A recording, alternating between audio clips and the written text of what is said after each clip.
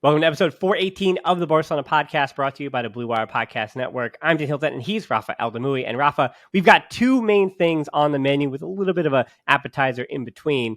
Today we're talking Messi. Today we're talking Busquets. And it's entirely different stories, but one that does seem to overlap quite a bit, actually, when you look at telling the story of Messi and Busquets. So I think for the optimism and general vibes of this show, we're going to start with Messi and the 3-0 win over Croatia today that we just got finished watching about 4 or 5 hours ago. I already have the 5 headlines. That match review already up on YouTube.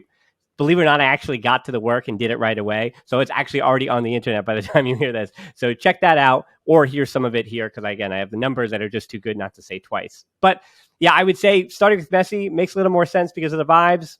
Do you agree with that, Rafa? I agree. We gotta let's look at the glass half full and what Messi has been doing and did tonight. I mean, I don't want to say there's no words because there will be words from both of us, but you get this. You get what I'm saying. It's just fun. We've had the privilege of watching him since 2005 closely. Sadly, he left for PSG, but it's just when you think something or somebody, in this case Messi, can't surprise you anymore, that he doesn't have any more tricks up his sleeves, he does it again, and you're like, wow, we are witnessing history. So it's I'm happy. Well, yeah, I could play this caricature if you wanted to do that. We do a little role playing where I tell you all these things about Ronaldo, or I give you Ronaldo's numbers, or tell you about, if I just play the troll, or I could tell you that Messi's not a Barcelona player. This is the Barcelona podcast. Why are we talking about a PSG player? Which is fair to a point. But no, it doesn't matter. Again, as I said, with those 5 headlines, I'll say the same thing again.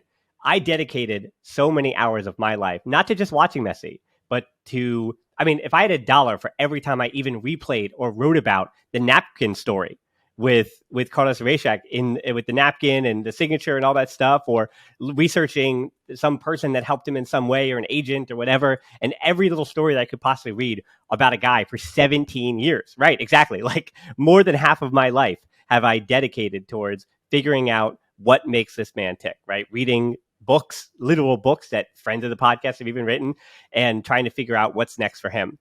And history is the word that sticks out to me, as people know. Like, I just had a thing about Paulinho Alcantara, which, not many people watch, but that's what history is. And of course, he even gets compared to Messi, because everyone's going to be compared to Messi in perpetuity, right? Because of his dribbling, because of his shooting, because, as someone even so astutely said, Maradona in 1986 put Argentina on his back, won the World Cup. We'll never forget maybe the greatest dribble of all time on the biggest stage, where he just slices and dices England, scores that goal. The hand of God was one thing, but that goal was the one that defined him. It defined his entire legacy, right? And historically speaking, I've seen that goal from Maradona 100 times over, more than I've seen any other goal by Maradona. Like, I've only seen, 3 Barcelona goals from Maradona. Like, they're not in circulation. Or even Napoli highlights, you see like 10 or 20 goals, but none of those even stick out in the memory. The one that sticks out in memory is the one against England. And so on the third goal in particular, when the game was already finished, right? We'll go backwards in time, but starting with the third goal, as you mentioned, taking the center back of the tournament in Gvardiol for Croatia and turning him inside out. But because of Messi, it wasn't really anything completely special, right? It's not like Gvardiol fell down or he broke his ankles or he used some incredible pace. No, he just kind of ploddingly just dribbled around him, kind of like a bumblebee, right? With the ball, which is like he's juking, and you're like, well, bumblebees aren't what we want. We want a wasp, right? So you've got the fly swatter in your hand, and you're like, that wasp, that hornet, like we gotta get him out of the house, right? And so Gvardiol is kind of following, waiting to make that tackle, and he just kept buzzing, and now finally he's to the touchline, crossing it back in, putting it back in for Alvarez to score the second. And that goal and that setup and everything, to me, it said exactly what Messi is that, he's a goal scorer, he's an assister, he's a dribbler, but it puts it all together. And when I say history, to this meandering point here, that image of that goal being scored, even though it wasn't scored by Messi, that is an historic goal that we're living in, that we watched and we went, and I go, okay, well, I may not have kids, but when my puppy gets older, I'll show her, when she's feeling ready to appreciate Messi, I'll show her that play, because that play was in the semifinal of a World Cup, especially if he wins the World Cup. That was in the semifinal of a World Cup. I don't care if it was Croatia, if it had been Brazil, If it's France in the final or Morocco in the final, it doesn't matter. Like that was in the semifinal of a World Cup. That guy showed up, put the team on his back, had the Robin to his Batman in Alvarez, score the 2 goals, get the PK. Also that Messi winds up scoring, but also scoring the PK, right? Where the lights are brightest, he's failed in that spot before, and just smashing it home. A 99% chance that went in. That as in 0.99 expected goals on that penalty attempt, which makes it's mathematically a perfect penalty, which is which is absurd because that's what Messi is. It's nearing this footballing perfection. The thing with Messi, that goal, that assist, the whole play, it reminded me a little bit of his solo goal against Athletic Club in the 2015 Copa del Rey final, like on the right side. Where there's a Getafe, what was it? No, he did the Copa del Rey one against Getafe. He scored that one. But like the one in the Copa del Rey final against Athletic Club, it's just like you said, like he toyed with the best defender in the 2022 World Cup, Guardiola. Like it wasn't somebody, it wasn't a C- defender. It was the best defender in the whole tournament. And the way he did it, it wasn't by pure speed, because obviously Messi's 35. He's not Messi, the number 19, the speedy dribbler. He's not that. It was just more by wit, like you said, like the down to experience. And just see Messi like the whole tournament, like even in Julian Alvarez's first goal, he started that counterattack, like that little touch to get the ball away from the Croatian player. It's just those little things that we, in a way, we're so used to watching him in Barcelona that, in a way, we took for granted, because to that assist, that the play leading up to the assist, like you said, was amazing. And the setting when he did it, semifinals of a World Cup. But if we go back and look at Messi's best plays, assists, goals, that if you take out the context, just like that pure technical ability, and that, to me, that barely, I would say, even makes the top 10. And that just speaks about the greatness of Lionel Messi. And in a way, like I said it with you on that episode we did before the World Cup, I wasn't high on Argentina, and I'm not high on Argentina even though they're in the finals, not because of Messi, because of his teammates.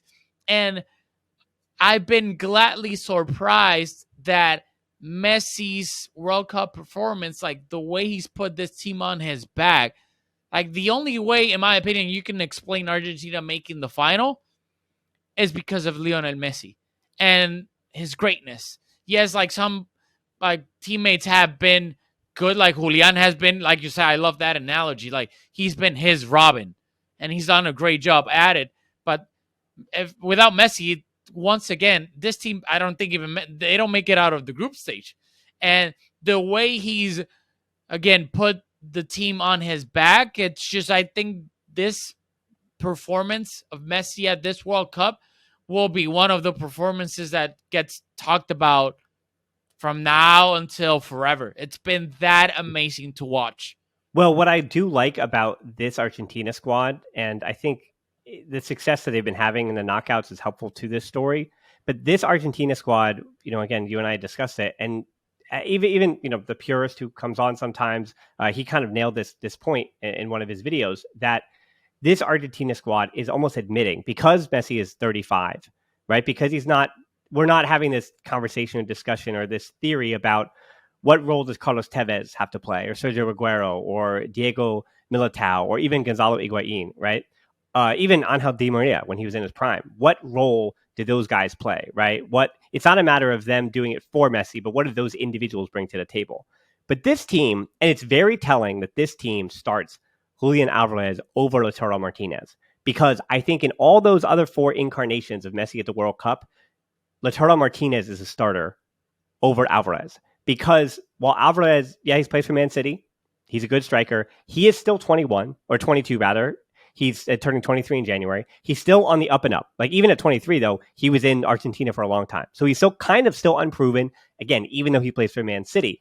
But he is well, we can do the Ferran Torres thing now because he is an elite space user, taker, like runner, just tireless. Like him, Molina, and Rodrigo de Paul are tireless. That is what they are, and that is what you need to be to support Messi. And so I think this team, more than any other Argentina we have seen in the past, right? Because I think in the past that was a fair criticism always to say this team, what can they do for Messi? Like, what can they as individuals, can they rise to the occasion for Messi?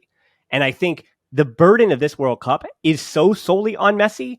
I'm not necessarily going to blame his teammates. Like, if they fall to Morocco or France in the final, I think you're going to say that maybe they weren't good enough, yes, but I'm not saying that his teammates could have done more.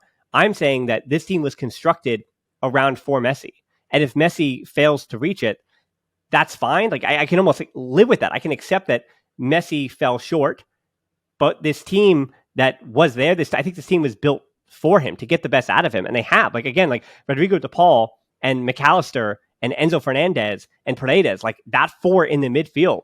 I mean, perfectly set up to get the best out of Alvarez and Messi, because in that setup, it's an Enzo Fernandez with the ball, dropping in between the center backs and helping with build-up. Paredes is his 10 to 12 yard outlet in one of the diagonals in front of him. And then whether it's the opposite flank where McAllister will try to add some width with the overlapping fullback on the other side, if they're on the left, then it's Molina pushing high, and then Rodrigo de Paul drops in and basically creates a five in the midfield. Because you also have Messi dropping in as well and combining, there are so many options to attack in buildup. They are wearing Croatia down quite a bit. They did. They wore them down quite a bit. They pressed really well.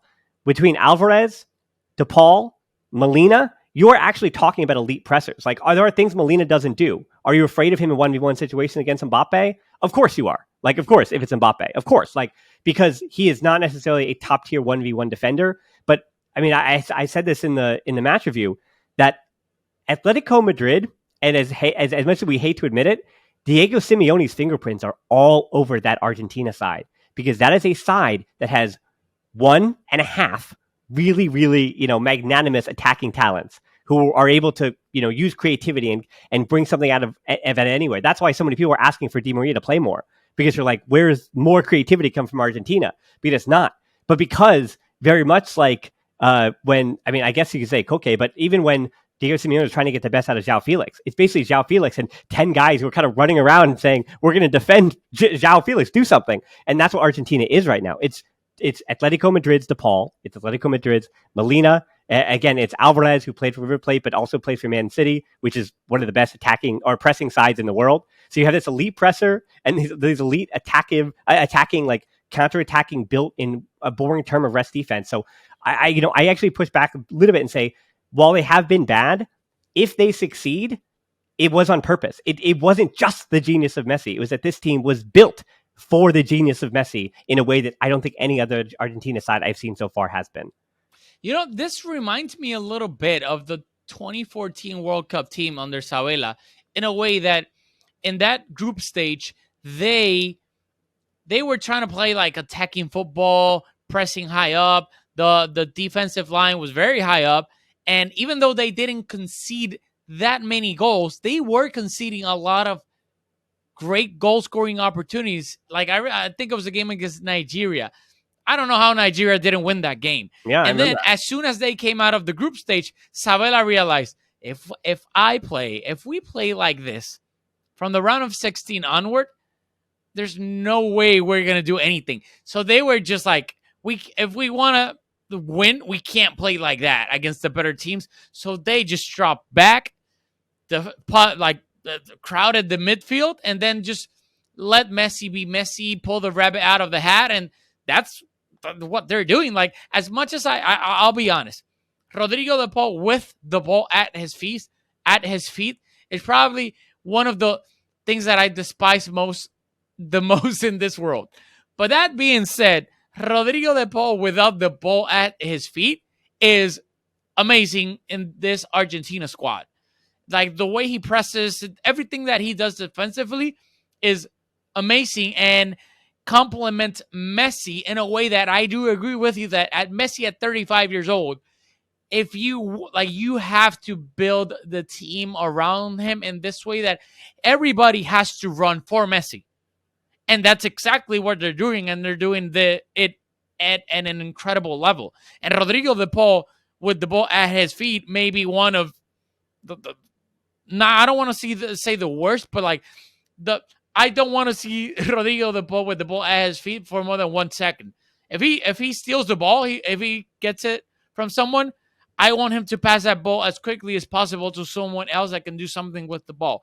But defensively, Rodrigo de Paul has shown why he's not only Messi's bodyguard off the field, shadow, he's also that like on the pitch. So it's been it's been I don't want to say amazing, but it's been nice to watch that gel in a way. I don't want to get ahead of myself because we don't know technically who's gonna advance from France or Morocco, but we're everybody thinks it's gonna be France, so you Morocco. can't help it. Morocco, you can't help it but think how this team would fare against a team like France. But what they've done so far, I think it's been smart, especially Scaloni. The way that I don't think he's repeated the same 11 throughout the entire tournament. And the way they went against the Netherlands, they played also with 3 at the back. Like Lisandro started that game. Mm-hmm. Well, 3 at the back. It was basically 5 at the back because the wing backs are like right backs and left backs. But the way they've been able to, like today, like Croatia had more possession than them. I think the Netherlands also had it. So they've been smart about it in a small tournament like the World Cup. It's just like 26, 7 games. So you got to be smart in a way. And I think Scaloni has done that to perfection, knowing the team he has and the Messi that he has at this stage of his career. Yeah, I mean, I've covered NCAA tournaments before, and that's what this Argentina team feels like, right? And I know it seems like on the outside looking in really trite, and I wonder if also going all the way to Qatar is something different where there's a little less fanfare than, let's say, outside influence that there would have been if they were in Argentina for the World Cup or in Brazil or even in Mexico or again in one of those European countries where the outside influences are kind of taking effect, but they're in Qatar and they're pretty isolated. The players, I mean, like I know their families are there, but as far as like their outside world, like Qatar is kind of just a different field than what a lot of these players are used to. So I'm thinking that again, speaking of like culture and things like that, like I know chemistry and blah blah blah blah blah or something, but once they lost to Saudi Arabia, got punched in the mouth, very much like Spain. Remember, Spain in 2010 lost to Switzerland in the first game, and then I want to say something real quick. Hopefully, knock on wood. But after that game, like everybody was like, "Wow, Spain also lost their first game and they went on to win the finals," and like the rest of the world was like, "Yeah, but that's not gonna happen." Like I know you're saying that to comfort yourself and look at the glass half full, but that's not happening. And now it could happen. So I just want to like, it's so funny how. I mean, you know me. I'm more happy when I'm right than I am when even Messi wins. I have my priorities. But so the last thing to note about that, we don't really have to touch Modric. I mean, great player. Respect him a ton. Can't stand him. Glad he's gone. But also, like, we respect him 1,000%. Modric is a legend of the game. Truly, I hope he does not get lost in this era of great players. So I think as a Barca fan, sure, we don't need to talk about him, but as a fan of the Liga and as a fan of Spanish football, Modric is going to be a name for a long time. I won't let people forget for sure. Anyway, the player that probably won't be playing Spanish football, with a sad transition there, is because Benfica have a 120 million euro release clause, and Benfica never need to sell. So they're going to be charging at least 70, I'd say 65 to 70 was my guess, because looking at how much Tchouaméni went to Real Madrid for Enzo Fernandez, who over the course of this tournament, I regardless of the final, I won't have a different opinion. I know it's a small sample size in the tournament. I saw him a little bit for Benfica, and I was more underwhelmed for Benfica. But as he has Messi and Julian Alvarez, and the players around him have been for Argentina, arguably a little bit better. Now I know Gonzalo Ramos is in front of him for Portugal, but he doesn't really play those long balls through the middle, right, where he would connect with a Ramos, especially in the Portuguese league. They defend quite a bit against like the Benfica, so that he is playing against 5 at the back quite a bit in the Portuguese league. So I don't see a lot of stuff over the top. And he's not really doing that either. That's why early in the tournament, I compared him more to Frankie de Jong than I did to Busquets, because that's kind of what the pivot that he looks like, right? He's a runner. He dribbles into space. He can score the occasional goal. The long balls he is spraying, though, that I want to say is more Busquetsy than it is de Jongy, would be the ones to the diagonals. And as he's gone through the knockout, and I think he is throughout this tournament too, building in confidence. So he's looked better and better, I think, Enzo Fernandez has. He had a few moments against Netherlands where you went, oh boy, but again, that game was also complete havoc, right? So there were bad moments and good moments for everybody in that game. And so I've been so impressed by Enzo Fernandez. My questions for his size or whatever, where I said, oh, could he really be a single pivot for Barcelona, or could he can't handle this task? I come out of this tournament, I think of any other player that I can think of having his stock raised the most for me. I think he is fully capable. I would say Barcelona, if he was even in any way gettable next summer, if there's a player they go and get, that's the player you go and get. I mean, no offense. Like I know there are right backs, but I mean, yeah, if you spend 15 million euros on Arnau Martinez, you renew Sergio Roberto for 10 cents, and then you kind of just hope throw caution to the wind that Arnau Martinez really can be the guy, right? You spend 15 million euros there, and then you do go 65, go hard after Enzo Fernandez, and you say, okay, that's all we can afford for FFP. Let's call it a wrap. Like if that's the money they have, let's say they have 80 million euros for some reason due to salary, they don't renew. Well, we'll do Busquets in a second, but let's whether they do or not. But whether or not they get their wage structure and their salary structure and their FFP and their 1-to-1 to a point where they could get him. My concern though is at 120 million euros, I can't imagine that Barcelona would get him. And my question then for you would be, even if they could, has he impressed you enough in this tournament for you to believe that that you could say, hey, this is going to be the guy. This is the pivot.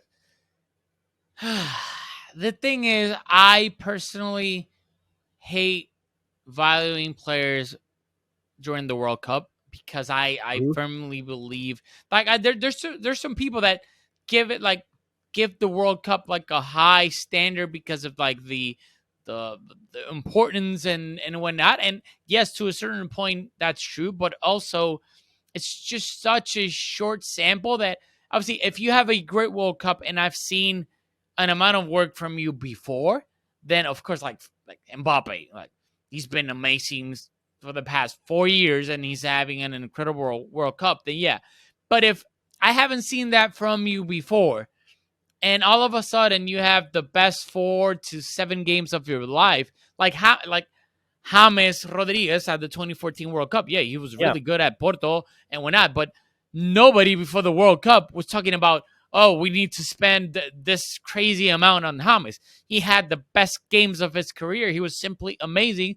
Then he ended up at Madrid for 80-something million euros. So to me, that's the thing. It's not to say that Enzo isn't having a great tournament. I do agree with you. Basically everything you said about Enzo in this World Cup. But to me, to spend, knowing the limitations that we have right now, that we don't know if we're going to be able to comply with the 1-to-1 rule and whatnot, and all the financial fair play problem that we're having with the league, Tebas and whatnot, to me, spending 60 or 70 on Enzo is, to me, that's very risky. Well, I mean, again, we're almost kind of transitioning to the Busquets thing. I don't want to do that just yet, but you're really talking, the number is 60 or 70 for Zubamendi for Real Sociedad.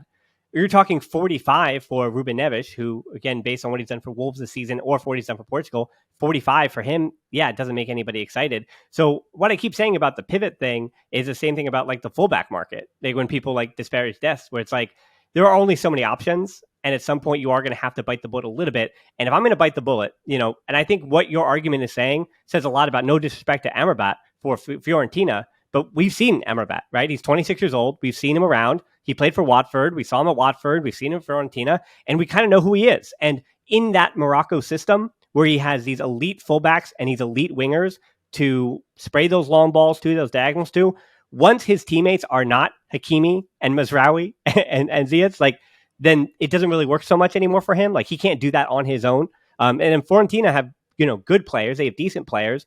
But even with that step up, like Morocco's system is built perfectly to not expose what Amrabat doesn't give you, right? So that's an example of a player where I would not say go out and break the bank for him. Like, he seems like a cheap option, but obviously Fiorentina are going to slap the biggest price tag on him that they can. But yeah, he's a player in his prime that I think is still a backup, right? At a big club, if you will. He's still just a backup player. But again, because Enzo was 21 years old, because again, his metrics even at Benfica, I've told you he's in the short list of those players, those under 24 pivots who you have to take a hard look at. What I'm saying is my belief and my bias. I'm saying, hey, was I overrating this kid? If anything, this has been a confirmation bias for me to say, no, I think this is I was right into saying that he is one of the 3 or 4 players who Barcelona should really be considering. And as I said, like, I think to me, he's above Ruben Neves on that depth chart as far as who you go after. And then, it's kind of tied with Zubimendi. But to me, with Zubimendi, I think it struggles. I think my issue with him is that he doesn't have the dribbling ability that Enzo has shown in this tournament. So Enzo, while he's going to have a few more issues in Barcelona with the space in behind, he does have that switch that Zubimendi doesn't have. Like, if your team isn't playing well, like when Real Sociedad are hot garbage, then Zubimendi is not saving you. He's not special, right? But when your team is clicking and Real Sociedad are firing on all cylinders, like, oh my gosh, look at this pivot, really, dictating everything and doing everything like that. So I think that is a big difference between those two. And I think, so Enzo, there will be higher highs and lower lows than Zubimendi. But, what are you looking for? You're looking for the safety blanket, I think, in the pivot position. I think you are. So anyway, let's transition a bit here in the second half of the show. This is a hard question. It's a question I warned you. I prepped you with. You probably have an answer for me. Luis Enrique headed over to Ibai's Twitch to say that there is one player. I can't believe he said this, by the way. There is one player, but as much as I'm surprised Luis Enrique said this, the Greg Berhalter Giorena stuff that everybody's probably been watching about all that, like, it could be worse. If you're Spain, Luis Enrique, you could have said something worse. So yeah, that's absolutely insane. But Luis Enrique said there is one player that he would have left home and he should have brought somebody else. And everyone, of course, today trying to figure out who that one player is. And I'll give you the first guess. Who do you think it is? I think it's my boy. I think it's Enzo. I think it's Enzo. I was surprised. I watched the whole Twitch stream yesterday, and it did. I agree with you. It did surprise me that Luis Enrique even admitted that, because when you admit that, you leave that open for everybody to take a stab at it and try and guess who that player is. Obviously, he didn't say, so it did kind of surprise me, because at the end of the day, let's say if it indeed was Ansu, which we don't know, then what do you have to gain from it? Because that was your decision, and you can't change it. What were you gonna bring? Borja Iglesias, Thiago Aspas? Well, I don't know.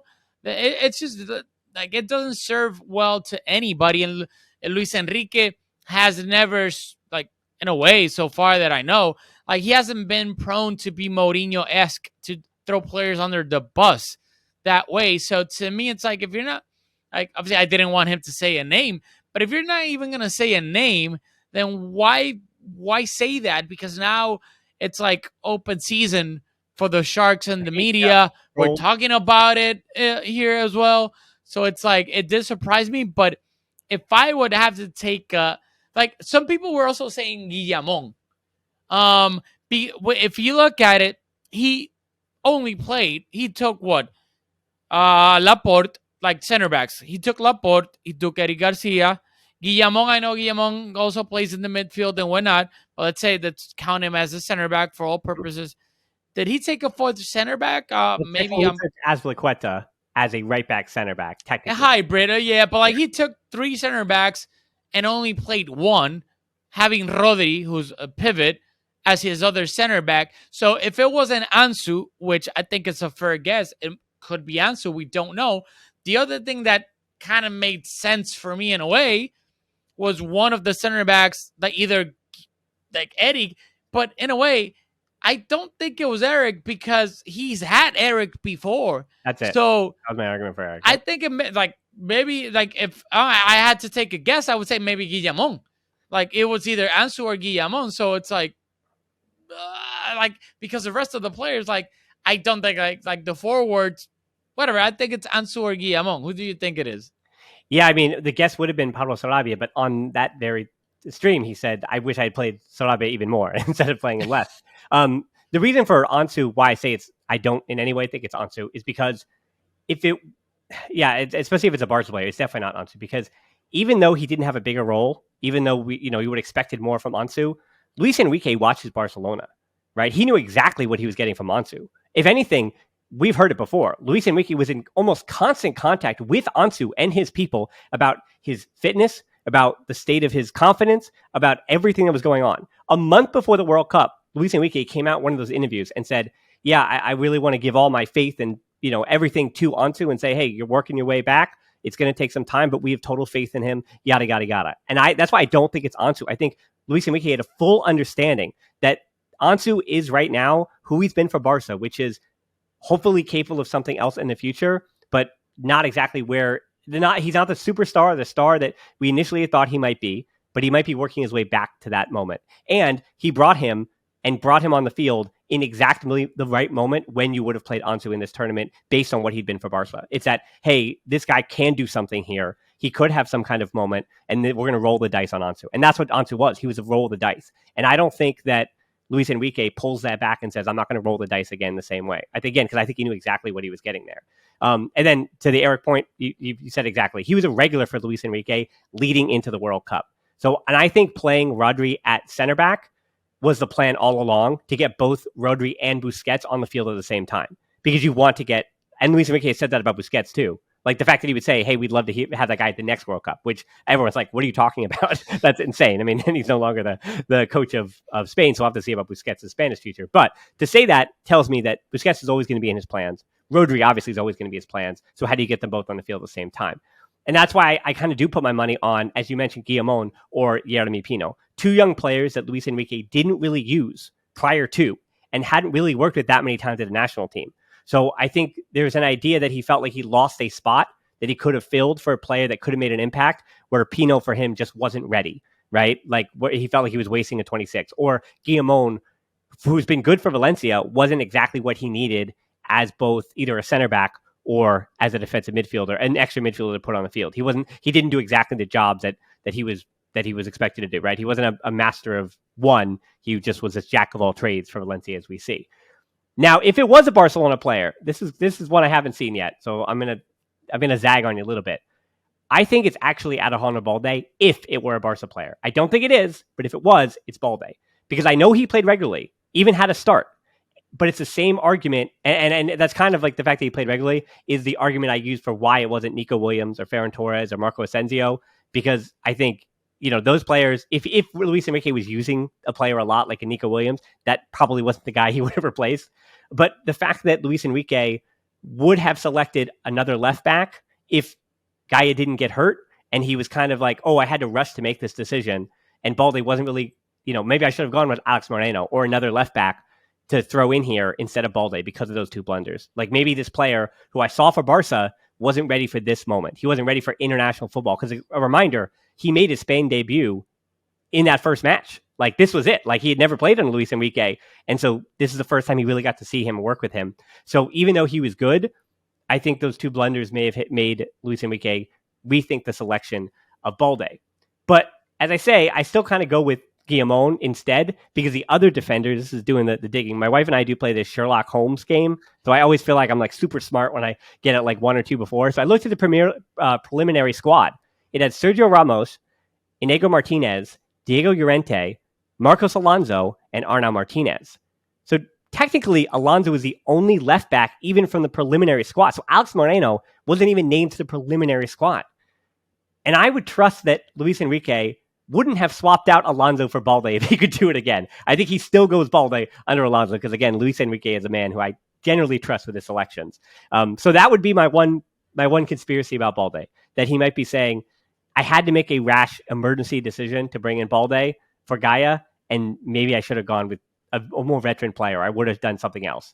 But again, he did play quite a bit. It was him, or even again, he started a game. It was either him, and when I say start a game, remember, every match for them in the group stage mattered. It wasn't a rotation game like when France lost to Tunisia. Like that game mattered, and Balde started it, and Spain got the result they needed in that game. So I don't think it was a Barca player. Like running through it, like I don't think it was a Barca player. I mean, I would hope it wasn't one, and not knowing that Luis Enrique is like Blaugrana through and through. Right. It would surprise me a lot if it indeed was a Barcelona player, because if there's one thing that Luis Enrique isn't, is dumb. He Yeah. ain't dumb. So he knows that if he says something like that, which he ended up saying, the media is going to eat it up. Yep. Whether it's to just have a nice discussion like we're doing, or if they want to be sharks about it and do it in a negative way. Either way, they're going to talk about it. We're talking about it. So, knowing how hardcore of a Blaugrana Luis Enrique is, it wouldn't surprise me if it was a Barcelona player that he was talking about. So, I would like to think, because I do have Lucho in a pedestal, I would have him like, wait, right here. I would like to think that it wasn't a Barcelona player. Sorry, Rafa, I wasn't listening. I was writing Parvahal all over Danny Carvajal's Instagram. Sorry, I assume it's Danny Carvajal. And we just have to. The Barcelona podcast. We have to assume that it was Danny Carvajal. But no, I think Carvajal also started in a place that Azpilicueta could have. So anyway, speaking of the Spanish squad, Busquets, let's wrap up the show here. It's in the news this week, maybe because there's not enough Barca news going on otherwise, but Busquets may renew after all. And as I always say, where there's smoke, there's fire. And while he did last week, even again, time is a flat circle. Well, he was linked to Inter Miami along with Messi last week again. And as I said, conspiracy theory here that because the MLS season begins at the end of February for preseason, the fact that Busquets has said he'd make his decision on his future in February, it's a really weird timeline. Like, he doesn't say summer, he says February. And if he's going to join a league in February, it's either Liga MX or it's the Brazilian league. He's joining Pumas.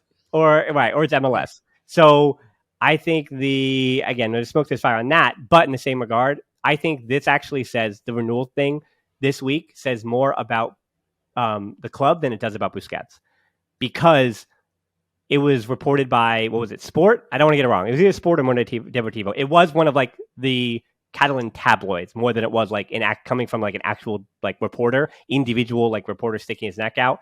And when it comes from those papers, there's always some like, how does this help the club, right? Like, what's the Barca-ganda version of this? And that is that I think there is financial bad news coming about the Champions League thing. I think, with January, we already know they can't sign anybody. They've been pretty transparent with that. Jordi Cruyff also said in that same interview, he hinted that like, hey, the summertime might be bad too. If anything, we might have a 1-to-1 now, but we don't have the money. And we might be back to 4-to-1 in the summer, just to warn everybody because of losing out on that Champions League revenue. So, yeah, I mean, losing some salaries if they're able to sell Jordi Alba, if that's in the plan. And then obviously having Busquets renew by restructuring his deal and putting him part of that wage structure. I think they believe that having Busquets, it's not about him on the field. I think this is just like clearly like behind the scenes, having him on a number that is palatable is going to be much, much, much cheaper in theory. Like, think about how much he makes now. That player is not cheaper, but having him on a much cheaper restructured deal and kicking the can down the road at that spot is something that the club, I think, is saying we might have to do this and we might have to bite this bullet. So by having that story come out in Sport or Mundo Deportivo now, they're kind of judging and saying to everybody, hey, we warned you about this, even though we didn't, right? Even though the tabloids did, we just want to make this idea palatable for you in your head that Busquets is returning. So don't riot. Don't get your white handkerchiefs out because Busquets is back. But just so you know, it might happen because you watch Ruben Neves at the World Cup. You want to pay 45 for him or 50 for him, right? Zubamendi is 70 or 75. Enzo Fernandez is 75, right? And I mean, Barcelona might not have 25 to spend on that position. So I think they're just making this idea that Busquets might return palatable. And by Xavi wanting him, I think that means like in the best interest of the club financially, he should renew. I think that's what that means when it says Xavi likes what he sees. Or maybe Xavi does like what he sees because he has like BFS with him.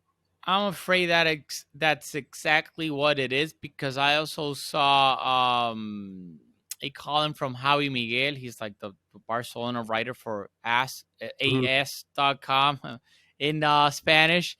And he said that Sergio Roberto and Araujo are the quote-unquote winner signings to for Xavi at that right back spot, meaning that Barcelona don't have money to go after because of not because they don't necessarily have 10, 50 million for like whoever it might be, but because of the financial fair play rules and how apparently Tebas made them even stricter right? Mhm.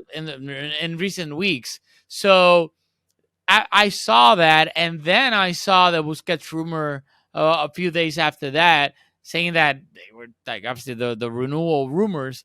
So I was trying to again put like two and two together, and I was thinking if this is true, that we can't even like sign a right back because we can't like enroll him within the salary cap, and then you see this, well, we might renew Busquets.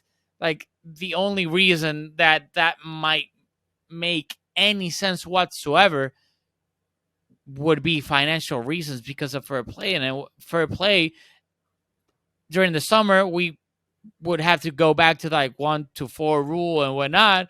So we're not going to be able to sign whoever that may be, Enzo, Ruben, Subimendi, whoever that may be. So it worries me in a way that it is because of that only. Then thinking, well, we're going to have to like go to the free transfer market again, like what we did with like Memphis, Kun Agüero, Eric, and whatnot. We're gonna have to start looking at what, like Kante. It is, yeah, N'Golo Kante. Yep, that's the name. So, Again, like that's a name that keeps popping up in a way that on a free. Yep, it's that one. and It looks I'm afraid that sadly next summer we're not going to be talking about, oh, we might be able to sign this guy for 20-30. Obviously I'm not even talking about 40-50 like the Rafinhas that we did right now. We're going to be talking about who is coming on a free transfer, who ended their contracts with this club. See, N'Golo Kante is the name that's like sounding a lot for that defensive midfielder spot. And it's where like what where it's still December, early, like mid-December 2022. Like we are gonna have to come to gripes with it, like during like in a 6 month span, during like come June, July, when the big boys start talking about Endrick, uh, Bellingham, and whatnot. We're gonna have to talk about Conte and the free transfers. Yeah, I think that again, when the frustration came from crashing on the Champions League, of course that's frustrating. But the sadder part of that was, oh, the receipt for this is not going to become due for a few months. And I think, again, I think the club is trying to find ways to make it palatable. And it has been really telling that Jordi Cruyff in the last few weeks has been, now he's officially in the role. He's been a bit more outspoken and a bit more of a front-facing figure than Laporta has, because I think Laporta is starting to recognize that his way of distributing this information is a little bit bombastic, where he makes promises like the Messi promise, right? Like he makes promises, and as a politician, you have to come good on some of your promises, and you can't fail all of them. So I think by having Jordi Cruyff be a bit more honest with everybody, I think for Laporta, it's all about optimism. Again, he's the politician, he's the president, and he's the one who hired the man in the job, and the man in the job is Cruyff, right? Who could lose his job if he does it poorly, as opposed to, yes, for Laporta to lose his job, he has to be voted out, right, through like political means, through democracy. So kind of putting this on Jordi Cruyff makes it a bit more palatable. And again, remember, Cruyff also still has quite a lot of name cachet in that area and with Kool-Aid's and with supporters. So yeah, I think as far as the Barca stuff, I totally understand why Kool-Aid's are really, really frustrated, why they're tuned out right now, why the World Cup, even for them, especially if you feel like Messi went to PSG, so I'm out. Like, I understand how the World Cup, even, it's like, what am I watching? Is this enjoyable? Like, everything's a guitar. Like, it feels terrible. Like, I I might have this on another show with somebody else. I might do this again. So as I end this here, but Grant Wahl passing away at the World Cup, like to me, it's unfortunately like I'm hoping I remember this World Cup as the one that Messi won. And I'm always, of course, going to remember this as the one that Grant Wahl passed away, the soccer journalist, again, for those who aren't in the U.S. And my little story about him, like the one thing you keep seeing on social media everywhere is that he took time for everybody. And he took time for me. Like in 2014, I met him at a World Cup conference locally. Like I got a ticket through a professor. It was like an academic conference. Pele was given an honorary doctorate and all that stuff. So the whole thing was about like seeing Pele. But Grant Wahl was on like 3 or 4 panels that I kept going to. And after the 4th one, he came up to me and was like, "Hey, I keep seeing your face at all these panels. Like, what are you?" And at that point, I was like 23, 24 years old, right? Just coming up as a journalist. And he goes, well, what are you working on, like related? And at the time, I had this blog that I'm not going to tell the listeners the name of because I don't want you to Google it and find it. But I did. I had a soccer blog with 3 other guys that I knew at the time, and it was kind of a little more, laissez-faire with like whatever the idea was we had, right? So I actually wrote about the dictatorship of Brazil and how that connected to football. Like it was like long range, like research pieces. Like it was much more stuff that unfortunately people would have to pay for from the Blizzard or something. But I was doing it for free at the time because I was like 23, 24, right, trying to get my work out there. And he gave me his business card and he said, hey, keep doing that, but also keep doing things. Like keep putting stuff out, keep working on stuff, and like hit me up and let me know. So after I wrote something about Hungary, which I've used now on the show quite a bit. I talked about the Hungarian team and the connections and all that stuff and the Hungarian Revolution.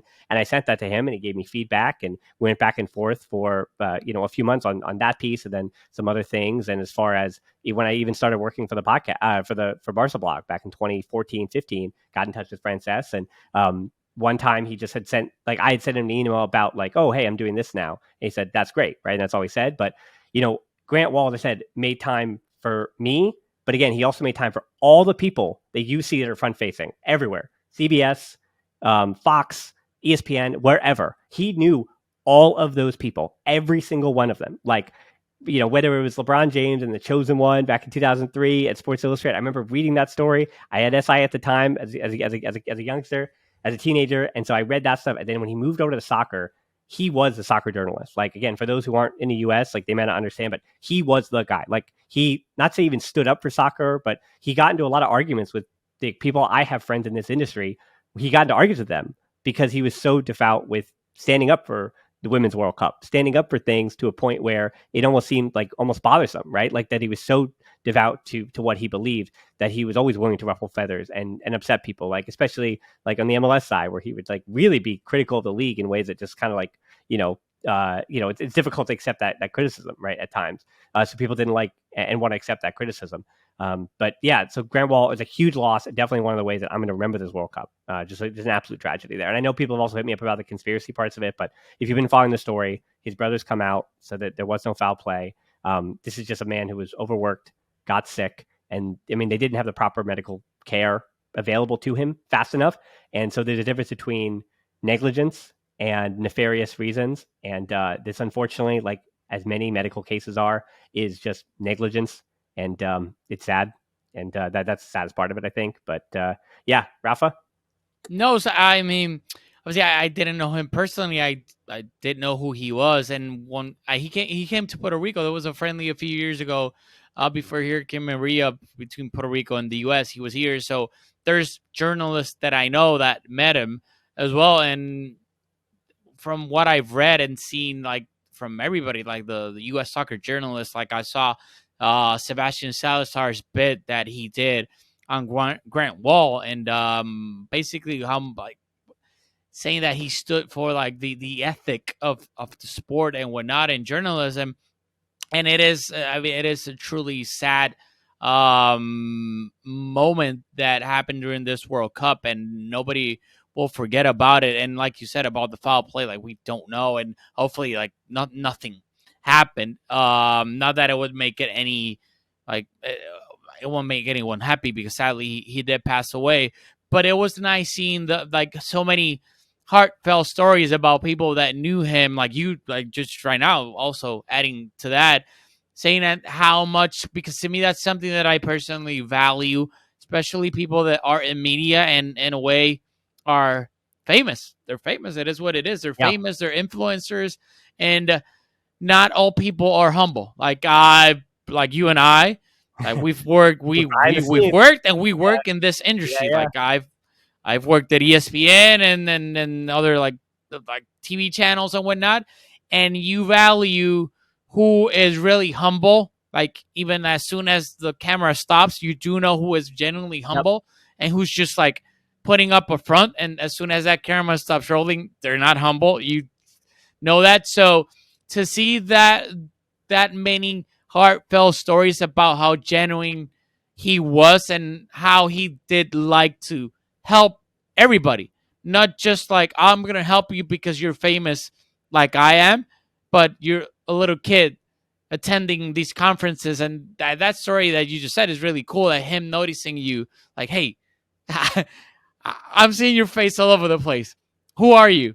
Why are you here? And taking the time to talk to you and I mean, there was only like connect with 7 you. people like sitting like again, Yeah. some of those topics, those like academic topics, Yeah. super, super boring for the 24 World Cup. Like super, super boring. Like very specific things. I mean, again, things that I get into sometime on the YouTube channel, really in the weeds. But yeah, so my face was there. But again, I only spoke to him again or correspond. I only literally talked to him face to face once, and there were people again that worked with him for. He was such an important figure for 20 years, and the World Cup here, 2026, without him, I think is pretty unfortunate because, as people know, I live in the U.S.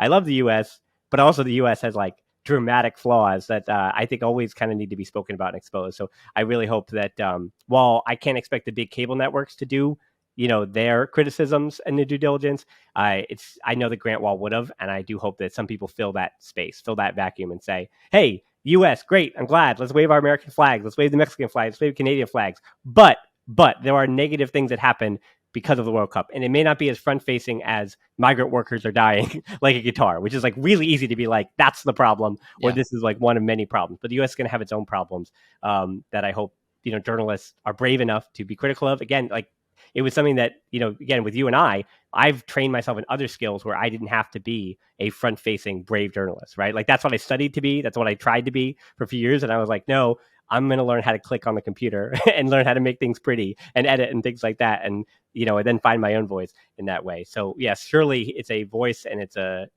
written. I mean, again, the number of awful student blogs he must have read through the years is just incredible. Like I am not a great writer, as people know from my Barca blog work, not a great writer, but good enough. And I know that he read some utter trash around the internets here. So yeah, huge loss there for him. And as you said, I just want to pantomime too, Ralph, that in this industry, I know not toot my own horn, but whenever I do on air stuff or work out in the broadcast in the field, I make sure I learn the first name of every single producer, of every camera person behind the scenes, like of the crew that I work with. Like I always want to figure out, like maybe I don't have time for a conversation. I usually don't. Like I'm working on my stuff. I have my prep work. I have to get on the air, and so I'm just thinking about what I'm thinking about. But at least I try to introduce myself, say who I am, hello to you, because I'm nobody. Still, I'm nobody. That's why it's easy for me to do that. But if I ever did become somebody, I want to be that somebody who makes sure that everybody's a somebody. Because again, you and I have worked in this business enough where we've seen too many people. Again, I don't have specific names, but just there are too many people who, when through my experiences I've worked through, that are just like, oh, they don't, especially the ones who don't care about soccer because they don't know who I am and they don't think that there's value to what I do. So for those people, they're like, I don't even, this guy is nothing to me. Even if he's like something in soccer, like I don't care about this. This kid is whatever. This guy, I mean, I'm in my 30s, so it's like this guy or whatever. He still calls me a kid, but this guy is whatever. So anyway, it's a weird way. No easy way to end it, but kind of going full circle here on the Messi stuff, right? Like I'm excited for the Messi stuff. That is another way I want to remember this World Cup with Messi win. But as you said, France, they look like the favorites right now. If you and I, we're not betting people, but if we were, I think we both are going France there. So yeah, is that what you got? France of Argentina in the final? I'm gonna put you on blast. I do. I mean, I have France. I've had France from the get go as my World Cup winner, so I'm not gonna change it. But I gotta be honest with you and everybody that's watching this episode. There, like I don't like to be wrong. I do like to be right 99% of the time. But if there's one of those instances where I would love to be wrong, it's this one. I would like I told you off camera, but like I'll even say it like online. I've been mad at Messi since the 2020 summer. So I've been pretty critical of him because I do think that I think I feel like he led me as a Barcelona fan down in a way, the way he handled everything. But that way, it's like when you love somebody that when they do something that you think wasn't right, it hurts you. It hurts you more than if somebody else had done it. Um, but I still love the guy. Like obviously, it's the best. He's the best player I've ever seen. He's given me so many fond memories, and to me, like even if you take that out, it. I mean, it just wouldn't be fair, and I know life isn't fair. And if he faces France in the World Cup, the odds are that the Like, outcome yeah. won't be fair, sadly. but the best player of our generation and arguably top three. Like I'm not gonna get into that argument whether you think it's Maradona, Pelé, or Messi, however, wherever you want to put him. But he's definitely top three ever. So for him to not have a World Cup, I think it would be really unfair. Life isn't fair, but I do think it would be unfair. So my heart says Messi, Argentina. My betting brain says France and Mbappe and Griezmann and Dembele and Tchouaméni, Koundé, Theo, and everybody else. Well, now that you've said that, all of our Moroccan listeners will be sending all of their posters and their pictures or whatever after Morocco is holding the trophy. So just so you know, now that you've set that up, I'm sorry, Morocco fans from Morocco. I love Morocco. It's an amazing story, and if they pull through and get to the final, it would be amazing. So sorry, but I do think France. I have France as my World Cup winner, so I'm just like sticking with what I said from the start. I had Argentina as mine, so I'm halfway there. So I want you to be right, Dan. I want you to be right. Yeah, me too. Just at least for the numbers. But that'll wrap it up another Cinema Show, though. Again, make sure you follow Rafa all over social media with his stuff. It's down below. We're on Instagram and Twitter too at the Barcelona Pod. I keep pushing it. I'm going to keep pushing it, especially for those. If you're still here, if you listen to that whole thing about me rambling about broadcasts and people, whatever, then you should be in our Discord, because that is more exciting conversation than what I just had and you listened to. So join our Discord. It's down in the comments below as well. And Patreons, you get special access to a special channel there, a special conversation. Again, I don't do much for my Patreons, but that's something that you get as an added bonus, as well as listening to the shows without the ads over on Patreon. And then, of course, we're on YouTube. I had that history about Paulino Alcantara. I did the match review for this one. May do the match review tomorrow. See how I feel, see what the numbers are for the Argentina-Croatia one. Let's put it that way. And most importantly, though, thanks so much for listening to the show. Until next time, we'll talk to you soon. And Forza Barca.